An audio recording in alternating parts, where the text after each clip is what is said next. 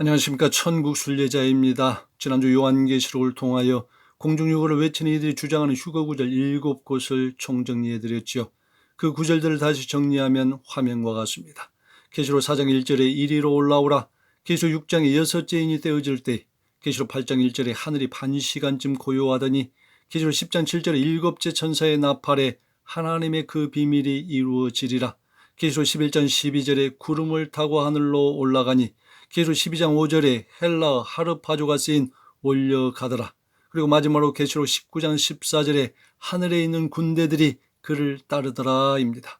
그런데 이러한 견해들은 대부분 계시록에 대한 자신들의 주관적인 지식이나 경험, 그리고 개인적인 꿈과 환상과 계시를 통해서 온 것입니다. 주관적이고 개인적인 것이기에 그 어떤 주장과 견해도 감히 옳다고 확신할 수는 없습니다. 무엇보다도 계시록 4장 1절을 제외하고는 나머지 6구절들은 인장이 이미 떼어진 이후의 사건들입니다. 그래서 공중유거를 외치는 이들의 대부분은 계시록의 인들이 이미 떼어졌다는 전제를 가지고 있죠. 심지어는 계시록 11장과 12장의 내용에서 휴거를 기대하는 이들은 이미 몇 개의 나팔 재앙들도 떼어졌다고 주장하는 이들도 있습니다. 그런데 인들이나 나팔 재앙이 이미 시작되었다고 주장하는 견해들을 보면 상식적인 선에서는 이해가 안 되기도 합니다. 그것은 계시록 6장의 넷째 인의 청황색말이 떨어질 때 재앙으로 사람 4분의 1이 죽임을 당합니다. 더 나아가 계시록 9장의 여섯째 나팔 재앙 때에는 사람 3분의 1이 죽지요. 생각해 보십시오. 그렇게 수없이 죽는 재앙들을 통과하며 살아남아 휴거되는 의미가 있을까요?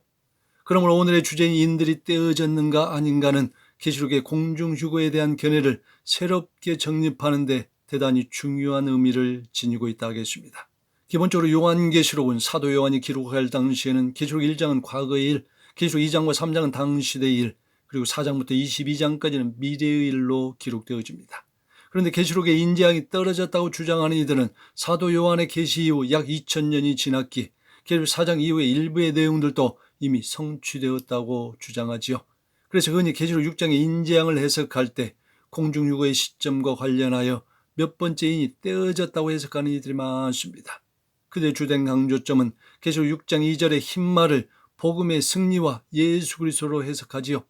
그래서 로마의 압제하에서 복음을 가지고 악의 세력과 싸웠던 초대교회를 첫째 인의 시대, 주 2세기부터 4세기 초반의 유럽과 북부 아프리카 지역에서 행해진 그리스도인들에 대한 핍박과 죽음을 둘째 인의 시대, 로마 제국의 기독교 공인으로 말미암은 교회의 세속주의가 가져온 영적 기근의 때를 셋째 인의 시대, 중세 암흑기에 교황권의 핍박을 받고 죽임을 당하던 때를 넷째 인의 시대, 그리고 순교자의 모습이 담긴 다섯째 인의 시대는 넷째 인의 종교 암흑시대 당시에 핍박으로 죽은 자들로 묘사하고 있습니다. 그리고 마지막으로 여섯째 인을 뗄 때 발생하는 큰 지진들을 과거 시대에 발생하였던 대지진들과 연결을 짓지요. 물론 주장하는 이들에 따라 현재의 시기가 넷째 인의 청황색 말의 인이 떼어졌고 현재 다섯째 인의 순교자들의 수가 차고 있으며 그러다가 여섯째 인이 떼어짐과 동시에 휴거가 발생한다고 외치기도 합니다. 그런가 하면 지난 2021년 코로나 전염병과 2022년 러시아와 우크라이나 전쟁 이후로 본격적인 인장이 시작되었으며 이제 셋째 인의 검은 말 기근의 시대로 접어든다고 주장하는 이들도 있죠. 이러한 해석들이 지니는 약점은 바로 조금 전에 말씀드린 것처럼 계시록 6장의 첫째 인인 흰말을 적그리스도가 아닌 예수 그리스도라든지 복음과 평화의 시대라든지로 해석해버리기 때문에 나오는 오류들입니다. 즉 시작부터 첫 단추를 잘못 꿰고 있기에 모든 단추들이 어긋나 버리는 것이죠. 그렇기 때문에 매번 특정 사건이나 상황이 발생할 때마다 몇 번째 인이 떼어졌다고 하는 주관적이고 자의적인 끼워 맞추기식 해석을 하는 한계에 부딪히게 되는 것입니다. 더욱이 요즘은 꿈과 환상과 계시들이 미디어로 넘쳐나기에 저명한 누군가가 몇 번째 인이 떼어졌다고 말하면 그것을 거의 기정사실로 받아들이기도 하지요. 성경의 근거보다 사람의 권위가 더 위에 있는 이상한 시대가 되어버린 것입니다. 계시록 6장 2절은 이렇게 말씀합니다. 이에 내가 보니 흰 말이 있는데 그 탄자가 활을 가졌고 면류관을 받고 나아가서 이기고 또 이기려고 하더라. 여기서 흰 말을 탄 자는 계시록 19장 11, 12절에 나오는 백마를 탄 자의 모습과 다릅니다. 계시록 19장의 백마를 탄 자는 하늘에 있는 군대들과 함께 공의로 세상을 심판하는 재림하시는 주님의 모습으로 등장합니다. 그러나 계시록 6장의 흰 말을 탄 자는 손에 활을 가지고 이기고 또 이기려는 모습으로 나타나지요. 즉 계시록 6장의 흰말을 탄 자는 정복하고 재앙을 가져오는 이미지로 비추어지고 있습니다. 창세기 10장 8절에 세상의 첫 용사인 니므롯, 창세기 21장 20절에 아브라함의 첩에서 나온 이스마엘, 창세기 25장 27절에 야곱의 형인 에서 등은 사냥꾼이고 활 쏘는 자들로 적그리스도의 모형들이며 하나님의 백성의 대적이 되는 자들과 관련되어 있습니다. 아시다시피 적그리스도는 예수님을 모방하는 짝퉁이요 빛의 천사로서 가장한 자입니다. 그러면 그가 타고 있는 말이 흰말이고 면류관을 받고 있다고 해서 그를 계시록 19장의 백마를 탄 자인 예수 그리스도로 보는 것은 이 가려진 것이라고도 볼 수 있습니다. 그 뒤에 나오는 인재앙들 역시 예수 그리스도가 가져오는 각종 심판의 모습을 말하는 것이 아닌 적그리스도가 가져오는 재앙과 환난들입니다. 또한 언어 구조의 논리와 상식으로 봐도 그렇지요. 계시록 6장 1절에서 어린 양이신 예수님이 첫째인을 떼시는데 바로 그분이 활을 가지고 이기고 이기려고 하는 정복하는 모습으로 표현하는 것 자체가 어울리지 않습니다. 사실 외국의 서적이나 학자들 중에는 첫째인을 적그리스도에 해석하는 책이나 학자들이 대단히 많습니다.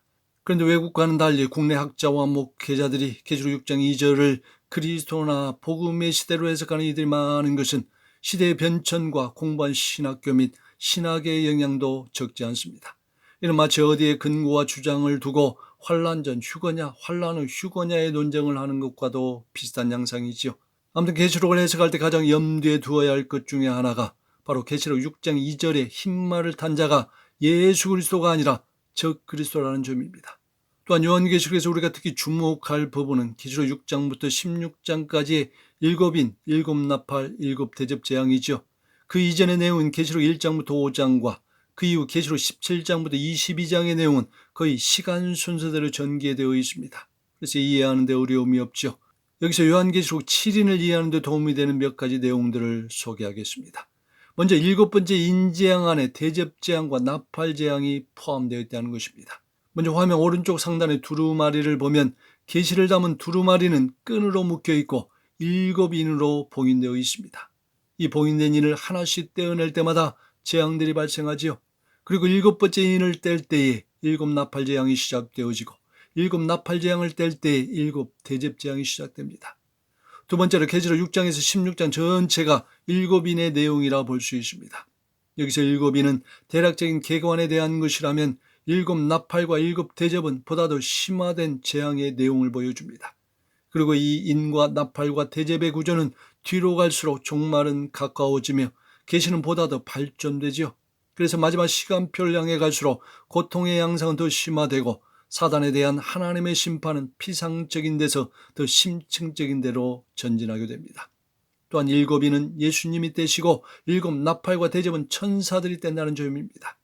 계시록 6장에서 16장 전체가 일곱인의 내용일 수 있는 또 하나의 이유는 계시록 6장 1절의 말씀처럼 일곱인은 어린 양이신 예수님이 직접 떼십니다. 그리고 계시록 8장 2절과 계시록 16장 1절에서 일곱 나팔과 일곱 대접은 천사들에 의해서 행해지죠. 즉, 큰 틀을 우리 주님이 인재앙으로 정해놓으시고 세부적인 항목들이 천사들에 의해서 나팔과 대접재앙으로 행해지는 구조인 것입니다. 네 번째로 인재앙과는 달리 나팔과 대접재앙은 비슷합니다. 도표에서 보시는 것처럼 일곱인과 일곱 나팔은 다른 점이 아주 많습니다. 그런데 일곱 나팔과 일곱 대접재앙은 두 번째에서 여섯 번째까지를 유심히 보면 오히려 같은 점이 더 많죠. 그렇다고 해서 그 재앙이 무조건 반복이라고 말할 수는 없습니다. 그래서 나팔재앙보다는 대접재앙의 강도가 점점 세져가고 있고 최후 절정을 향해 점점 올라가는 과정을 그려내고 있기 때문입니다. 그렇다면 왜 세 그룹의 환란을 인과 나팔과 대접으로 각각 묘사했을까요? 이는 계시록 4장에서 이 책이 임봉되었음에서 유래하며 하나님의 영원하신 예정과 계획을 뜻합니다. 그리고 나팔은 에스겔의 말한 바 에스겔 33장의 파수꾼의 나팔에서 유래하는데 그것은 하나님의 죄인에 대한 경고를 뜻하지요. 마지막으로 대접은 계시록 14장 10절에 하나님의 진노의 잔에서 유래하며 그것은 그 누구도 막을 수 없는 하나님의 불가항력적인 진노의 시련을 뜻합니다. 즉 인재앙은 심판의 대략적인 개관을 묘사하며 나팔재앙은 심판의 직접적인 소개, 그리고 대접재앙은 심판의 철저한 시련이라 볼 수 있습니다.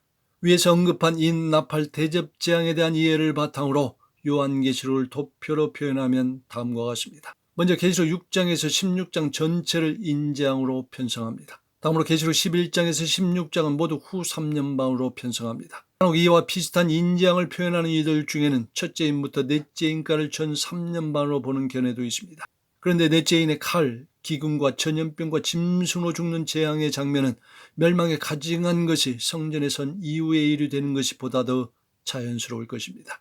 한편 셋째인의 기록인 계시록 6장 6절 후반부에 보면 감람류와 포도주는 해치 말라 하는 표현이 있는데, 이는 마치 요셉의 애굽 통치 시절 7년 기근의 시대 때에 이스라엘은 야곱 가족을 보호하는 것과 같은 모습이 연상됩니다. 즉 7년 환란을 통과해야 하는 유대인들이 후 3년 반 광야로 도망치는 일을 앞두고서 하나님의 특별한 보호를 받는 모습으로 비춰지지요. 혹자들이 주장하는 계시록 11장의 두 증인의 전 3년 반의 활동도 계시의 통일성을 위해서는 후 3년 반에 배열하는 것이 더 적절합니다. 단 후 3년 반에는 진노의 재앙들이 극심할 것이기에 두 증인의 활동도 혹자들에게는 전 세계를 대상으로 하는 것이 아닌 이스라엘과 그 주변에 거하는 이들로 한정될 것으로 보여집니다. 그리고 마지막 7번째 인재앙 때는 7나팔재앙이, 그리고 7번째 나팔재앙 때는 7대접재앙이 순서대로 전개됩니다. 물론 각각의 인과 나팔과 대접재앙 사이의 정확한 기간은 알 수 없지요.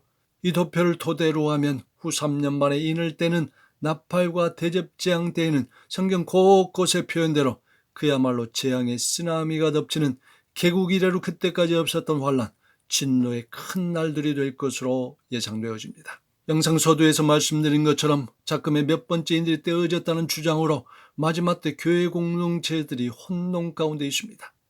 둘째와 셋째 인이 떼어졌다면서 또 다른 전쟁과 기근을 대비해 도피처로 가서 생존 전략을 세우는 이들이 있습니다.